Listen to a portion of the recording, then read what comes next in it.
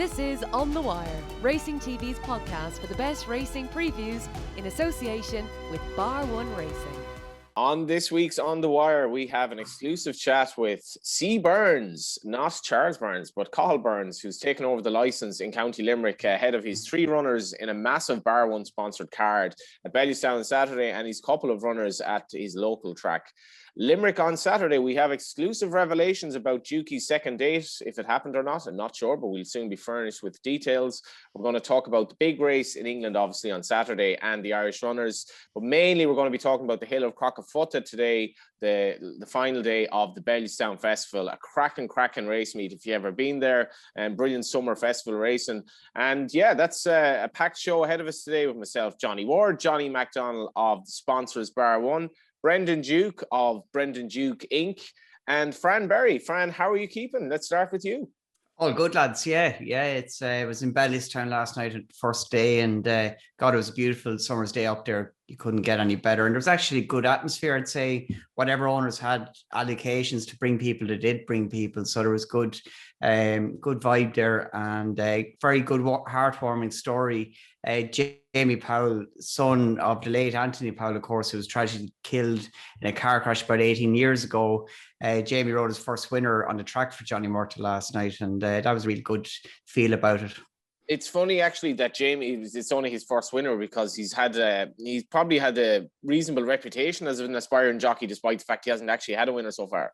Yeah, it's taken him a while. He was obviously in John Ox's, and it would have been a hard year to get going there. But my dad said to me last night, he was great pals with Anthony, and to have that 60 or 70 rides before you ride a winner, it might seem like an eternity for a young jockey, but you're getting a great grounding, getting a great grounding before you get going. He said, a lot of riders fly through the £7 claim. They've no experience to back it up, and in the long term, it might pay dividends. And he looked very polished last night for a £10 claim riding his first winner. And Johnny Mac, you brought up Frank Berry as well, in the sense of what he might have been saying to the jockeys before the Grinds hurdle, which we were all speculating. I think my response was Durasso will win this and he'll win the Galway place. Well, certainly the first part of that didn't happen anyway. No, he ran well. Yeah, we were trying to speculate what was happening in the McManus camp ahead of the Grimes hurdle. The winner was really well back though, Johnny, so a pretender. And you would imagine they'll send him back to Galway. I think he was 5th in the race, wasn't he, a couple of years ago? Yeah, and he went a really good pace, but maintained it, befitting a horse who stays further. Brendan Duke, what's the latest? What's going on in your life?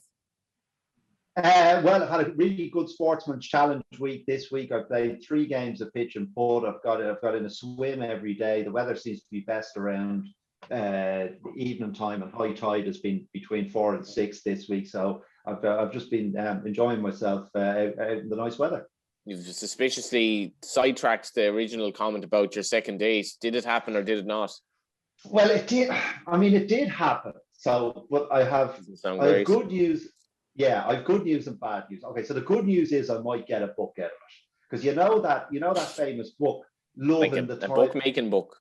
No, an actual book. I might be a published author. You know that book, Love in the Time of Cholera. It's a famous book, anyway. I think it's one of that magic realism thing. I've never read it, but it's a famous book. Look it up. But I'm going to write a sequel called Getting the Ride in the Time of Coronavirus. And it's a serious struggle, Johnny, because the date went well. We went for a bite to eat, then we went for a few pints after. And then at the end of the night, I thought I'll kiss her goodnight. But she wasn't having any of that at all. Of course she wasn't, because she'd been scared witless for the last 18 months. So there's a very good chance, I feel like it went well, there's a very good chance that I'll get a third date, a highly significant date in Western culture, pre-COVID anyway, but I won't even have touched her. So make of that what you will. I don't know, I was so excited about getting her number and taking her out, just doing something like a normal human, but now I'm thinking the logistical challenges, they're overwhelming, Johnny, overwhelming. You've certainly touched us anyway with that lovely story there. Let's get to the naps. Last week, Dukey, you did quite well. Eagles Flight came into the money, 4th place. Yeah, I got the place bump, so I was happy about that. I had a couple bet in the place. I mean, you could argue that he was trapped a little bit wide. The race was happening on the rail, but I thought the track played really fair all weekend. Maybe a little bit of a pace bias on the Friday, but I thought it played pretty fair all weekend. So maybe the handicapper just has him where he wants him. An £8 rise was enough to see him run well, but not well enough. Fran, your sequence of duds continued with Dr. Zimp coming in 4th at 15 to 8 in the railway. He should be late a week, shouldn't have run nap of the week, at this stage. But Go Bears Go was a very good winner. Bounced out of Ascot, made all, ran straight down the middle, and it was very good. Castle Star was also in the mix there. He hung his chance away on the ground and was probably given too much to do after a slow start. Dr. Zenf, I wouldn't just write him off yet. Early days. He was only just getting going and got a check by Castle Star and did finish off well.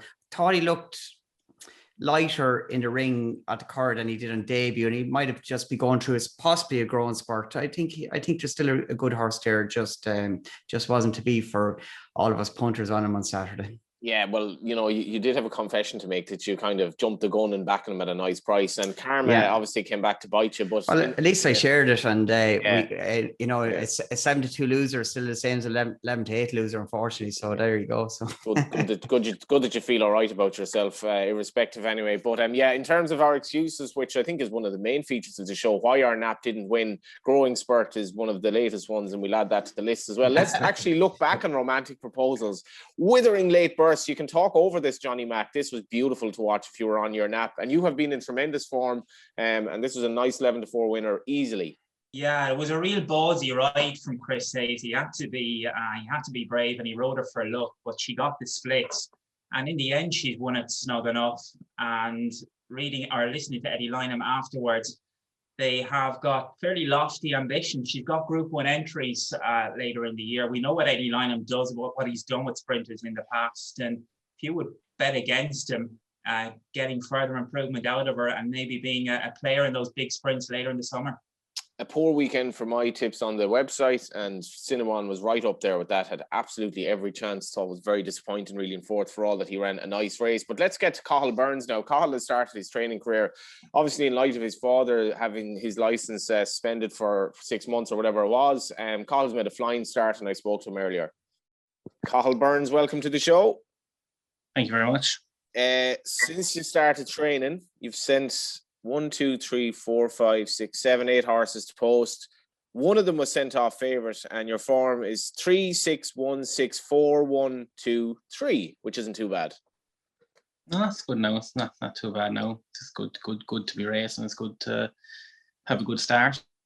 I suppose also the last horse you trained at Tipperary was ridden by your brother Philip, which as a young trainer and as kind of a young aspiring jockey, it must be special for the two of you to be involved together. Sure, it's fantastic. He's only 17, so it's great to be given an opportunity, especially as his first run over hurdles. I know it's great to be such a good experience first time out. What are his ambitions as a jockey, would you say? I'd say his ambitions are to go to the top. He spent a couple of years pony racing. He rode about 50 winners. He rode a Dingle Derby winner. He's got plenty of experience, and you can see on the flat the crop of apprentices that are coming through there. Philip was riding up against all those boys. Yeah, and he's kind of, apart from obviously your dad, he has gotten notable support as well, sort of in his early days as a jockey. Yeah, no, he's been very fortunate now. He's ridden a few winners there for Emmett Mullins and Punchestown, and he's been having some good success lately. How have you found the training so far? And, I guess, what are your own ambitions? What age are you? And, have you ambitions to make it as a trainer yourself?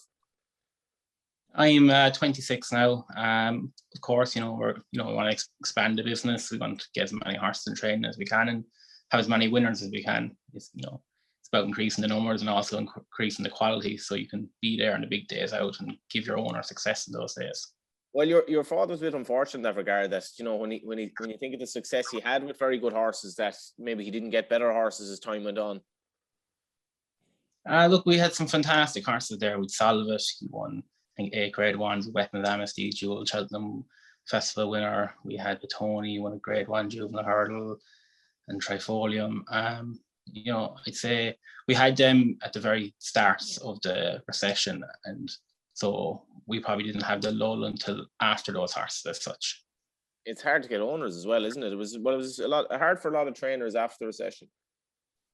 Yeah, it was hard for the entire country. But it's hard to get owners. But owners are starting to come back into the game. They want to get involved. You've definitely seen it the last few months. There's people who maybe stepped outside the game who want to get involved again, because they realize they enjoyed it and they like the pastime. What did you learn? Like, how did you kind of learn your trade before taking out the license? Were you helping your dad for the last few years? So I graduated with a equine business degree from Maynooth University, and I also spent a year out in Australia working at Ashford.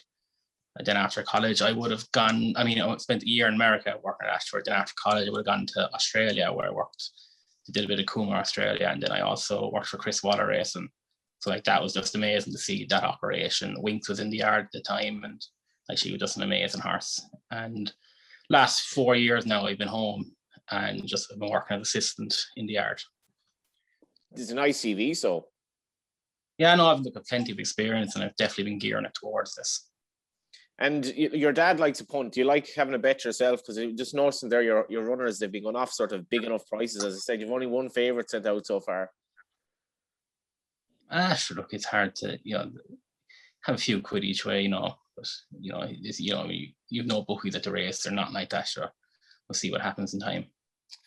Yeah, because it's something that maybe hasn't been commented on much, but, it's when you see the Curragh at the Derby that even they couldn't agree to have bookmakers there, you would be worried. Would you be worried for the future of on-track bookies? Because it's so much part of the experience as well. I think that the main thing is just to get them back, and then I assess it after that. Like, I wouldn't be in a place to really comment on that, but I just we get them back and then see what the situation is, because you hope that once to get some normality, people will start to go racing more often, and we hope there'll be more trade then for them. How many horses have you been trading for the summer? There's about 25 right now at the moment, kind of ready to run, and then some of the winter horses are starting to come back in the trend there now. Anything as fast as Winx? I think the whole world is dreaming for something as fast as Winx. Yeah, well, let's cut to something that mightn't be as fast as Winx. We've the Bar One sponsored card at Bellewstown tomorrow. I think you've actually, among all the trainers represented, you've some of the more interesting runners. Your Ken Dancer is a horse I think a few people have backed from time to time. He's been a little bit unlucky, but he's still a maiden going into the maiden hurdle at 5:05. Yeah, he's been very unlucky, bit frustrating last year. It is a tough ask for him now, coming back off a long layoff, and the top horses, Winx rated 127. So, they'll have to show a good performance to beat that horse. Will he be fit enough to go well, or? We're hoping he'll have a nice run. He's working well at home, so hopefully he can go well. Then obviously the big race in is a cracker run for Oscar, and those days are gone. There is a bonus as well, where you to go on and win this and win the Galway hurdle. And actually, your horse is one of the more eligible for that in terms of the practicalities of the weights and so on. Yeah, like those days are gone. He's carrying a big weight, but it's great to be able to take the 7 pound off him. And then there's a big gap down to run for Oscar. He's got a nice racing weight. He needs to improve his jumping. He didn't jump the greatest the last day down Ryle. So that's the biggest worry I'd have, his jumping. He should go on the ground. But, it's a good pot in itself to race, and, it's going to be competitive. If you could just mention as well, actually, a couple of runners in your local track, Limerick and Sunday, Advanced Virgo and Wajaha. Yeah, the two of them go there. Wajaha has won round Limerick before, and Advanced Virgo is finishing second last year. We're claiming off Virgo with Sam Ewing, who's another promising apprentice out there. Look, I hope they both run well, like the both going well at home.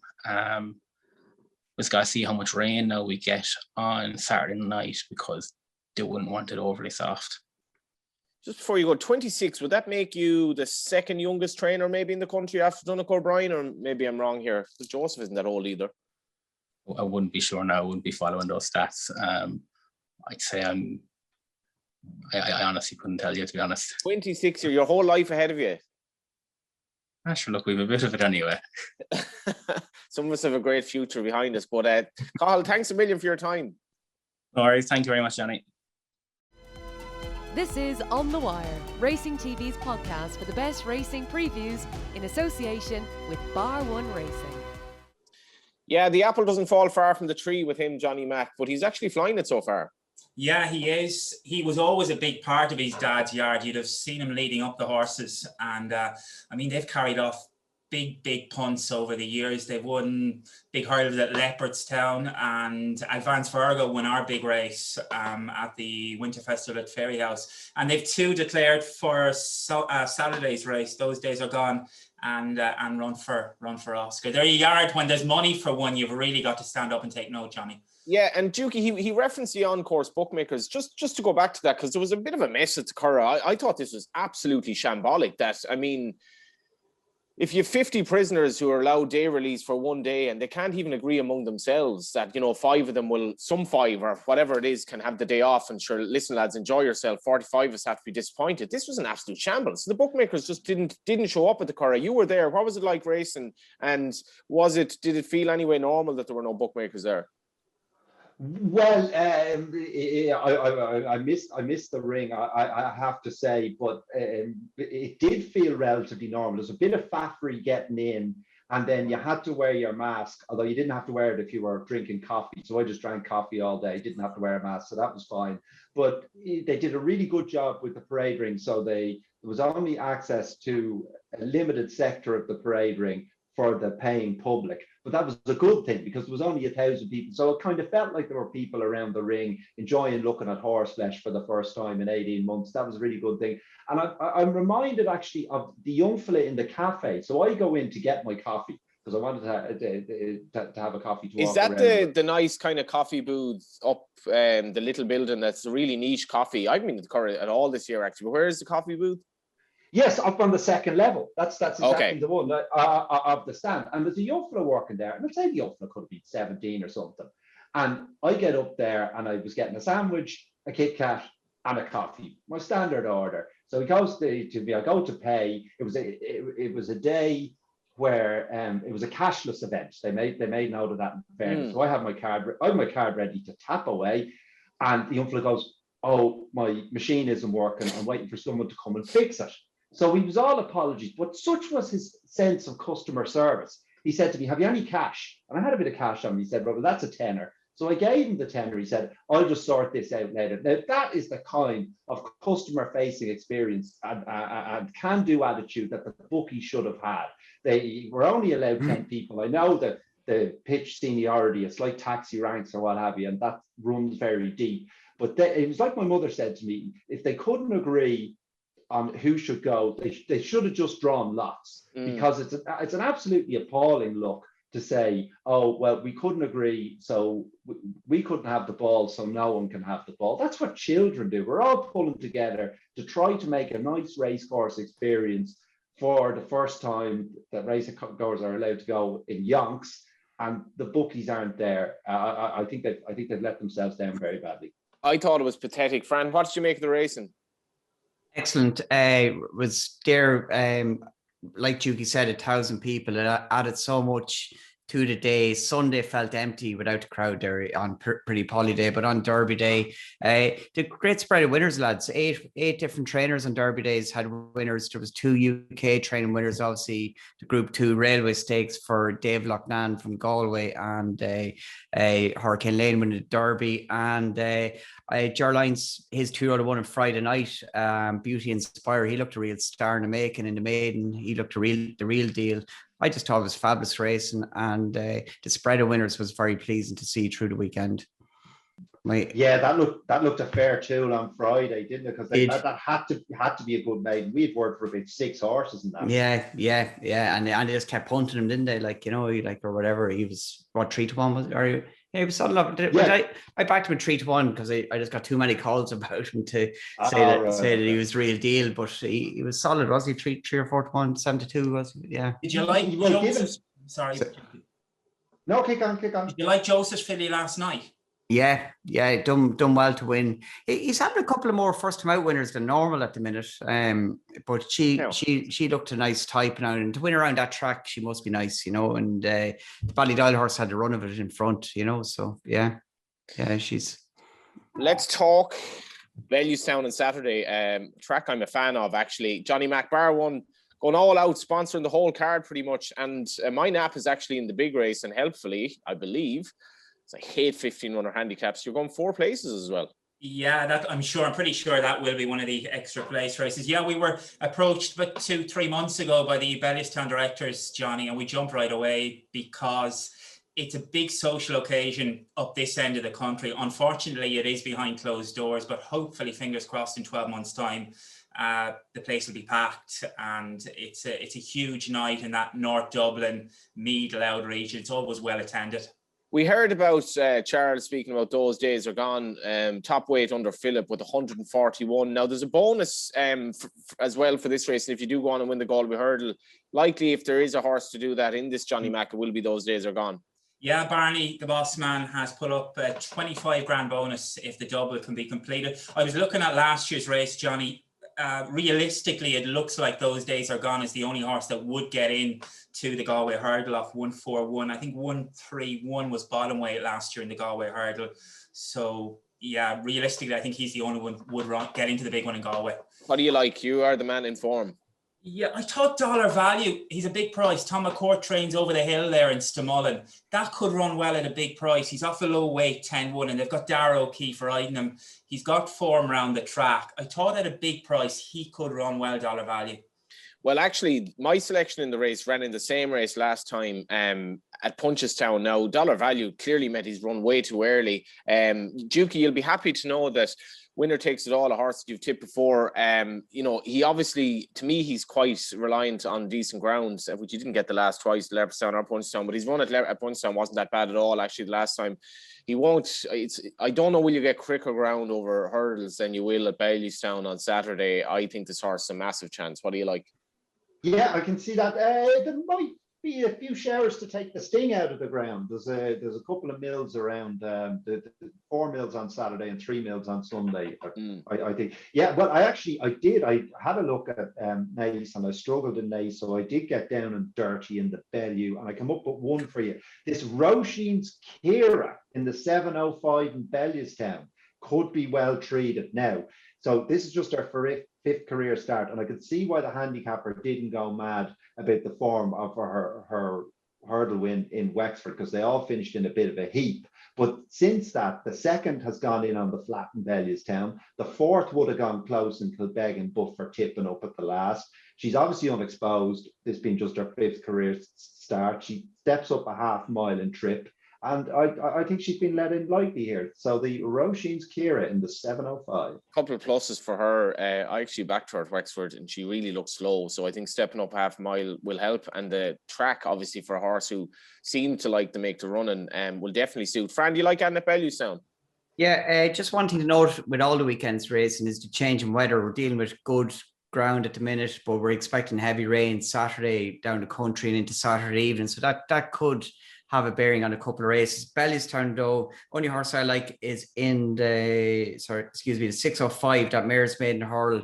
Denise Foster's runner. Say Goodbye in the Rob Corr colours. Rachel Blackmore rides, gets the £8 allowance as a non-winner, and first run for 6 months, ran extremely well. I thought at Kilbeggan at the end of May. Doesn't look much of a race, and if she's any good, she should be hard to beat on Saturday. Naas, I'm in Naas tomorrow for Racing TV, and it's a pretty standard card in some respects. Obviously, after last weekend, there's not the same quality, but one horse was very unlucky last weekend in that Sinawan race. Johnny was Storm Legend. He runs in the 340. He got badly hampered when looking like he was going to take some hand or part into the finish of the race. Any drop of rain that falls for him tomorrow will be a big plus to him. He was a good winner in debut at the track there for John Ox with Fozzie Stack.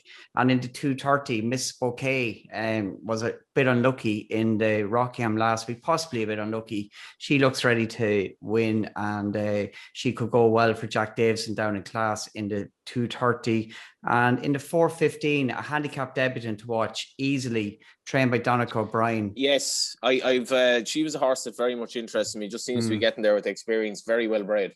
Yeah, and travelled for a long way, over 1.5 miles the last day, and drops down to 10 furlong. Trio, or gets the weight allowance, running off 69 in first handicap, definitely catches the eye. Miss Bouquet, Johnny Mac, obviously bringing up memories of keeping up appearances. Were you a fan? Oh, I used to watch it. Bit ashamed to say. It used to be on a Friday night, I remember. Yeah, it used to be on a, but I agree with Fran. Yeah, she was definitely coming home best, wasn't she, Fran, at the car? I wanted to get your thoughts on Deirdre. One of you might. She travelled well. She looked like she threw it in at the car the last day. She's not the most reliable, is she? She travels well, and there was 7 furlongs at the car the other day, wasn't it? Yeah. So maybe dropping down a fast run 6 might suit her. She's definitely better than her mark ability wise, but resolution wise, probably not. So she could go well though. Yeah. I'm finding DK's horses kind of hard to predict at the moment. I don't know about you, Dukey. How's your punting look in general? And Antonas Nace on Saturday for us. Yeah, I mean, I've been flying it for a bit the last 6 weeks. I mean, not that it matters. I mean, whether you win or lose, you can't spend the money, so it doesn't matter. But it's good for the ego. Yeah, I've just been absolutely fine. I didn't have a lot at Nace, and I'm conscious now of what Fran said, because that Storm Legend looked such a promising 2-year-old when he won that back end maiden, and then was well backed on his comeback in a listed race, but blew out 33-1 in the curve, but was wiped out at the furlong marker. So he definitely has a chance. And Acanella is interesting as well. She drops in grade as well from a respectable effort behind Joan of Arc. When she was probably running against a pace bias that day, but you'd have to respect her getting the allowance. But in spite of all of that, I was really taken with this London Royal in Cork. 1 over 6 furlongs, backing up a promising debut over 5 furlongs. And I thought he was entitled. It was just the second start, but I thought he ran around a bit in front. Now, he's got 86, a mark of 86 for that, which he probably doesn't deserve, because Stalingrad is a 4-year-old. Now, he's a consistent and is a horse of reasonable ability, but I can see what the handicappers thinking. This is a half brother to Brentford Hope, who's a classy horse for Richard Hughes in England. And I just thought he's more likely to get a lead here. There seems to be plenty of pace on. He'll definitely improve for the step up to 7 furlongs. It's a hot race, but you're going to get a price about him, and I'll probably have something small in that London Royal. Yeah, Ted Walsh doesn't have a bad horse in his hands here. Fran Berry, the last Irish horse to win the Eclipse. See the stars? No. Johnny Mack. Jesus, I don't know. Dukey. No clue. It was 10 years ago. And the answer is... So You Think at the moment is struggling to get to him. They're heading towards the last furlong. It's still Workforce who shows in front. He's about a length and a half ahead. So You Think now coming on the outside to throw down his challenge, and he's coming to get him. So You Think now and Shamey Heaven have come through to the stand side to take it up. Workforce and neck behind him in second place, and it's So You Think who won the Current Eclipse. Yeah, hard to believe. I think I was on the train when So You Think won the Arc, or won the Eclipse rather, in 2011. But it's mad, Fran. It's a long kind of I don't know, famine for Irish runners. Will St. Mark's Basilica in the famine, taking on obviously Mishrif and Adib in what's a really fascinating 4-runner race, it has to be said. Cracking race. It really is a cracking race, and tactics are obviously going to be key to the whole thing.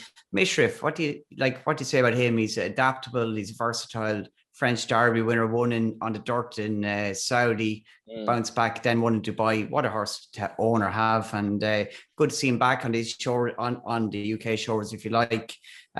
St. Mark's Basilica has been very good on board his French runs this year. He's a due horse winner who done it in good style on that day. And this is the horse Ballydoyle need, lads, for a stallion prospect this year after what happened with High Definition. And what was the horse running the Epsom Derby? Excuse me. And he's also by Sayuni as well, of whom they'd have very few horses, obviously. Exactly. So look, he's the big hope for them as regards a future stallion. The weight for age is probably key to it. If he's a proper 3-year-old like he's looked in France, getting that £10 from Mishrif could prove key. It'll be, as Fran says, Dukey, it will be tactically fascinating. Well, tactically fascinating, and also the weather. There could be thunderstorms, but actually I don't think the ground will have massive significance, because even if it turns quite soft, all of these horses, Dave in particular, would relish the soft ground. But St. Mark's Basilica has no problem with it. Mishrif has no problem with it. But as you and Fran said, I think it's all about tactics here, because Dave, he's not a habitual front runner, but he's the only one I can see here who's going to take it out. But he's not going to take it out hard, because Marcan has to ride the trip on its merits. And this St. Mark's Basilica is so tactically versatile. I mean, they went no gallop in France. That's what did for Poetic Flair in the race. The Basilica wasn't in a great position in the race, but he's such a wicked turn of foot. He put that race to bed in a couple of strides. The same in the French Derby, put the race to bed in a couple of strides. And then I think he was just dossing on the way home. I think Dave goes relatively even fractions, but won't make it enough of a test. And the turn of foot of St. Mark's Basilica should be crucial. And I can't believe he's not favoured. Great words, actually. Is it going to pan out like that for you, Johnny Mack, where it's going to become something of a sprint and the 3-year-old is going to use them for pace? I'm not so sure, John. I'll just give you a betting as it stands. 11-8 Mishra, St. Mark's Basilica, 13-8. Adeb is out now to 7-2, and we are 25-1 Aldrama. Yeah, and we'll get on Sunday now in France. Broome, Byrnes and Mehdi are going for the Grand Prix de St. Cloud. It's going to be fascinating. Byrnes and Mehdi haven't won at Belmont, actually, most recently under Johnny Velasquez. But before we get to our naps, there are a couple of cards on Sunday. Tramore has a sort of a standard jumps card, albeit with some highly rated horses running, and Limerick as well raced on the flat. We obviously heard from Cathal Byrnes about his couple of runners. Let's start with you, Fran. Sunday Limerick, I'll concentrate on that. I didn't look at Tramore, to be honest. And there we go. A couple, ultimate professional. In the 2:45, one horse to keep an eye on, whether it's this Sunday or in a couple of weeks' time in Galway, out on Friday. I've been waiting for him for a while. God, yeah. I know exactly what you mean. Like, whether it's kind of like you give a lad a tip and it's like, listen, there's a bit of a proviso here. He might not be, it might not be, if you back him tomorrow and you lose, like, but back him again in 2 weeks anyway. In Galway, yes. Yeah, where he won last year. He excels going right-handed, and a sharp track like Limerick, which wouldn't be dissimilar to Galway in his style of racing, would suit out on Friday very well. He's dropped right down to handicap. He's down to 65 now, and he's of definite interest in that 2:45. And probably the nap of the day or the weekend, I'll give it to you now, Johnny. King of the Castle runs at that maiden in the 3:55. He probably will be short after that run behind Iowa in the Ulster Derby, where could be argued he might have been a bit unlucky. And also Belmont Avenue in the 3:20 is a horse I like a lot, and I'm interested to see him back on grass on Sunday. Fran bidding to get over his recent spate of struggling naps, going for a horse that probably just cannot be beaten. It will be a short enough price, I think. What do you like, Dukey? Okay, so I have two, but one of them is my nap, and I'm going to hold that back. Nice. Leave them thirsty for more, Johnny. First rule of showbiz. Yep. But this Liberty Star in the 2:45, this is very interesting horse now. Gavin Cromwell, 5th run of his life, only his second run in a handicap. His first run in a handicap came in Roscommon over an extended 7 furlongs. Was a bit on and off the bridle, and of course what can happen with horses like that is they get a bit messed around in the run. He was pushed out wide on the track trying to find a run. Sheridan rode him, didn't knock him about, finished 4th, beaten 5 lengths granted, but the winner's a solid sort, and the 2nd and 3rd have gone in since. Now, my concern for Liberty Star was, granted it's a half a furlong step up and trip, but on this track, mightn't be able to take advantage of a low draw if on and off the bridle. And I see it's ridden by a 10-pound claimer, a young fella by the name of Robert Weirty. So I said, well, this is a big ask for young Weirty, because Fran was talking about 10-pound claimers earlier. And I find with a lot of these lads, they'd be better off not hitting the horses, because when they start to hit the horses, it looks like they're going to fall off. So, but I said, I'll have a look at this Weirty young fella anyway, because it's a massive concession, the 10-pound claim. So he rode a horse the other night in Bellewstown for Cromwell again, 40-1 shot, finished 2nd, beaten a neck, was broken off eyes. You're just unbelievable. But anyway, that's exactly what it was. So anyway, it was off the bridle for 6 furlongs. He was well able to row it along. He had to give it a couple of cracks turning into the straight, not a bother him. Then he had to push it through a narrowing gap between 2 horses. Then he goes and gives it another couple of cracks as he tries to loom up upsides none other than CTK. And he really, he didn't look, obviously Colin King's a much better jockey, but Colin King can't claim 10 pounds. For a 10-pound claimer, I was amazed how polished this young Weirty was. Now, he's a real challenge on his hands with Liberty Star, but this young fella is a talent, and I think he gets this home on Sunday. Johnny Mack, like anything on Sunday? Johnny, Auckland was one I wanted to give a mention to in Tramore. Horse of Tony Mullins, as I thought there could be a race, and that Sunday might be the day. And just one to watch out for at Limerick as well. Mutiny, ex-Jessica Harrington. It's with Ronan McNally. It's shown absolutely nothing. They've booked the boy McMonigal to ride it as well. If that comes alive, it'll be very interesting, but it's a big if. Yeah, its projected chance might go from 1.5% to about 60 in the space of a couple of hours. But let's get to the nap, starting with you, Dukey. Yes, 1:35 Limerick on Sunday. This double KODIAK is interesting for Leanne Breen. His horses are in good form at the moment. His horse still not fully exposed, despite the fact that he's a 5-year-old. Raced from a mark in the mid-80s about 18 months ago, runs off 72 here. 2 solid effort this term, particularly last time in Naas in a higher grade in a race where the form has worked out really well. Has a wide draw to deal with, but there's plenty of pace in this race. So I think Chris Hayes should have a chance to get a decent position. The horse travelled well over 6 furlongs in Naas, should be better over 7 furlongs here, and is handicapped to win the double KODIAK. Fran? When you're on the losing run, you need to double down. And Anton Better and Evans on King of the Castle on Sunday in the 3:55. I'll take that. Johnny Mack? I'll put up dollar value in our big race each way. If I can put it up each way at a big price, I think it could run a place. I'm going to take you on with winner takes it all. That's in the 5:35. Slightly worried now that there'll be a lot of rain, but other than that, I think this horse is a massive chance. Lads, thanks a million and have a great weekend. Thanks, Johnny. You too, Johnny. Thanks, lads. And that was On The Wire, and we will be back next week. Thank you for tuning in to On The Wire Racing TV's podcast, brought to you in association with Bar One Racing. And if you enjoyed the show, don't forget to leave a review, give us a like and subscribe so you don't miss the next episode. And this podcast is available on video format in all its glory on YouTube. And you'll also find us on racingtv.com and on audio at Apple Podcasts, Spotify and numerous other platforms. Don't forget, if you are having a bet this weekend following any of our selections or so on, gamble responsibly and do visit begambleaware.org for more information.